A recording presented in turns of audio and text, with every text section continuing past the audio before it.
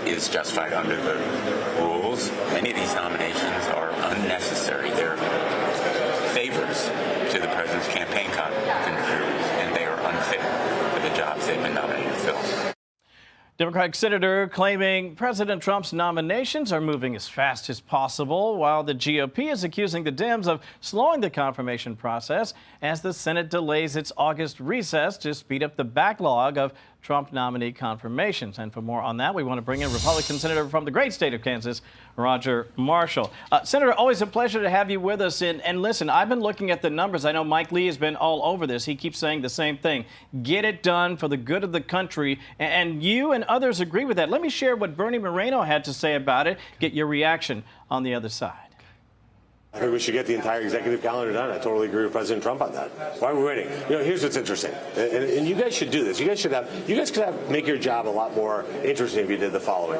When you see Democrat senators coming out of the hall, you should ask them who they voted against. They have no idea. These are all nominees that in a normal environment would just sail through. Now, that is exactly what I've been hearing from my sources on the Hill. Is that your experience as well? Kevin, Senator Moreno is absolutely right. But I want to emphasize, despite Chuck Schumer's trying to slow things down, we've had an incredible first 7 months under President Trump. We've had 11 pieces of major legislation that the president signed. We've repealed 16 Biden rules as well, 125 nominees. But the Democrats are not following suit at all. They're doing everything they can to obstruct us. I think the big emphasis here is that 70 to 90% of the people nominated in years past by different presidents have been done so by unanimous consent or by some type of a voice vote. So they are slow walking things. I'm here today between votes, and hopefully we'll come to some type of a truce this afternoon and can get on with some of these votes through a unanimous consent. Because a lot of people, senators, say, listen, I know you have to get these nominations over the finish line, but you also have business back home. They have to get you back there so that you can not just meet with your constituents, but also, again, share what you all have been doing in their stead here in the nation's capital. Right. I just don't think it's the best use of our time up here to dominate it by doing just these nominations that were already vetted through committees with near unanimous support. If we're going to be up here, we should be working on balancing the budget, going through appropriations buckets. And sure, I want to go back home and communicate all the great things, the largest tax cut in American history, make sure that all the Kansans know that they're going to be able to keep $1,000 a month more of their hard-earned money. Yeah, no tax on tips. There's so much happening here in Washington. You want to get that word out, but you got to get the job done here in town first.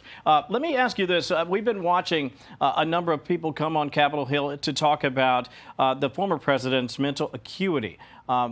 You've heard some people toss about the word conspiracy of silence, more or less trying to sort of slow walk any observation that might make people look and say President Biden really didn't have it all there toward the end. It's a tough way to say it, but let me just share this.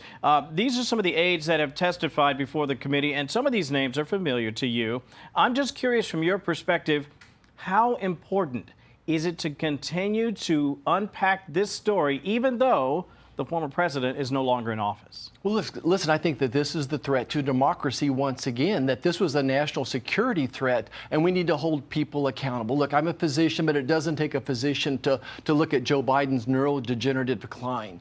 We could talk with his frozen faces. We could talk about the way he shuffled and his arm movements were very short when he walked. His voice was very low, was very soft. It was monotone, meandering thoughts as well. And then this group of 5 people formed a wall around him and sheltered him and kept him from the American people. So who was really making these decisions? We saw him as a failure when it came to national security decisions, in my humble opinion. Who actually issued all these pardons? So I think that America deserves to know so it doesn't happen again. One more question about that. People want to know what happens with the autopen circumstance, because when we think of autopen here in town, typically, as President Trump has alluded to, it's more or less for forms, and you're saying thank you to a letter, this, that, and the other. But if someone, say, Susan Rice, for example, was using it, or Neera Tanden, that's not really how it's supposed to work, is it? Or am I misinterpreting that? Well, I think it's overuse of it. I mean, Yeah. as a physician, again, there are certain documents I should sign. There are certain others. Maybe my nurses could use our autopen as Sure. well. But I think when it comes to pardons in particular, I think when the president signs his own name there, it means that he looked at this. I think there was over 1,400 pardons, and you're Yeah. going to tell me he looked at all of those. Again, I think we need to hold people accountable, and it'll be really, really curious what the courts do with this issue eventually. Yeah, it's going to be very interesting. Listen, I know you got a lot of work to do. Get back over there. Thank you for taking time out today. And always great to see you, Kansan, here in town. Great to see you, buddy. Thanks, Kevin. Appreciate that. Hey everyone, I'm Emily Campagno. Catch me and my co-hosts Harris Faulkner and Kaylee McEnany on Outnumbered every weekday at 12 p.m. Eastern, or set your DVR. Also, don't forget to subscribe to the Fox News YouTube page for daily highlights.